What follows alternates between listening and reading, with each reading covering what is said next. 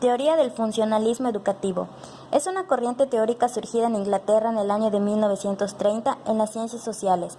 Esta teoría se asocia a Emily Durkheim y recientemente a Talcott Parsons, y además de muchos otros autores. Durkheim sostenía que la función colectiva de la educación es adaptar al niño en un individuo útil dentro de la sociedad. Teoría del capital humano.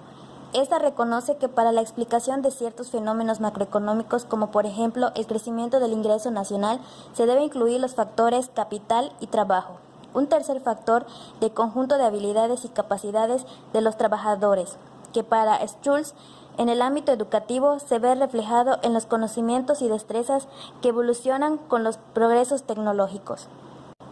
Teoría keynesiana. En la década de los 30, el contexto económico internacional, sobre todo Estados Unidos, se enfrentó a graves problemas económicos que hicieron que el pensamiento social evolucionara a nuevas direcciones, por lo que para los economistas les dejó en claro la necesidad de formular políticas económicas y sociales de planificación contra el individualismo y socialismo, y se le conoce como economía del bienestar a las inversiones educativas al repercutir al desarrollo como parte de las inversiones sociales y quedaron incluidas en la programación financiera del gasto social.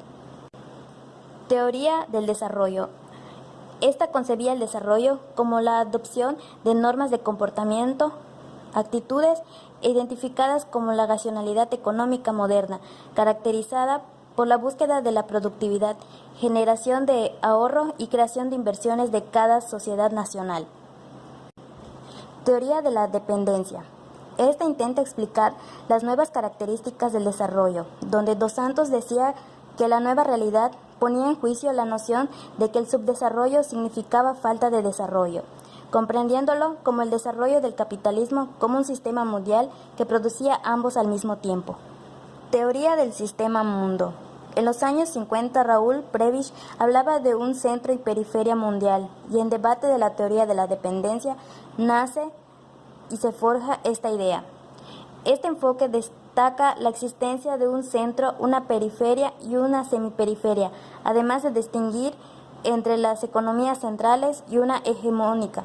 Sobre la globalización y sus implicaciones. La globalización es la intensificación de las relaciones sociales a un nivel mundial que vinculan lugares distantes de tal manera que los acontecimientos locales están moldeados por acontecimientos que ocurren a muchos kilómetros de distancia y viceversa.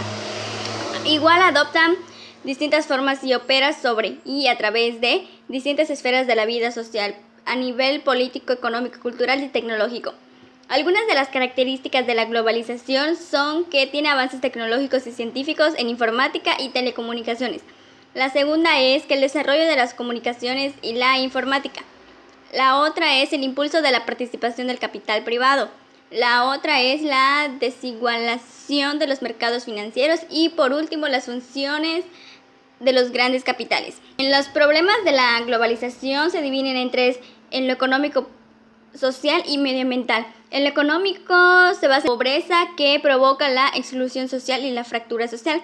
El de la medioambientales provoca la sobreexplotación de los recursos y las emisiones de los recursos. Y por último la social, que es de la migración, produce un fracaso escolar y la discriminación. Los enfoques de los procesos de la globalización se dividen en tres, que es la hiperglobalista, que se basa en el tipo de cultura, gobierno y sociedad. Está la escéptica, que se basa en las diferencias económicas entre países centrales y periféricos. Y por último la transformacionalista, que se basa en la interconexión global en las diversas esferas de la vida. Y por último tenemos 7 perspectivas, que son la economicista, la inserción imperativa, la integracionalista, la humanista, la crítica formativa, crítica analítica y la mundialización imperativa. Hoy les voy a hablar sobre los enfoques socioeducativos en América Latina, que son los organismos internacionales. La primera es la PREAL, que la PREAL es un proyecto que tiene por objetivos contribuir al mejoramiento de la calidad y equidad de la educación mediante la promoción de debates informados sobre temas de la política educacional y las reformas educativas. La segunda es la UNESCO. La creación del organismo fue ubicada en el año de 1945, aunque algunos de sus antecedentes relevantes, como la existencia de un comité de cooperación intelectual, se remontan a 1922. La UNESCO se funda como el órgano de las Naciones Unidas para la Educación, la Ciencia y la Cultura. A la Organización de Estados y Iberoamericanos para la Educación, la Ciencia y la Cultura, que es la OEI, que esta organización es un organismo internacional de carácter gubernamental para la cooperación entre los países iberoamericanos en el campo de la educación, la ciencia, la tecnología y la cultura, en el contexto de desarrollo integral para la democracia y la integración regional. OCDE, que es una organización de cooperación internacional que está compuesto por 38 estados cuyos objetivos es coordinar sus políticas económicas y sociales. Luego pasamos al Instituto Interamericano del Niño, la Niña y el Adolescente.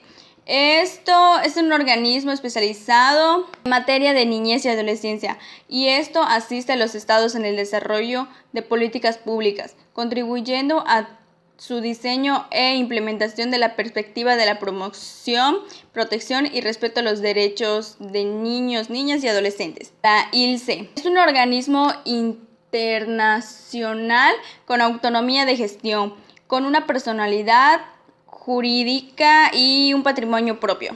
A la Organización Mundial para la Educación Preescolar.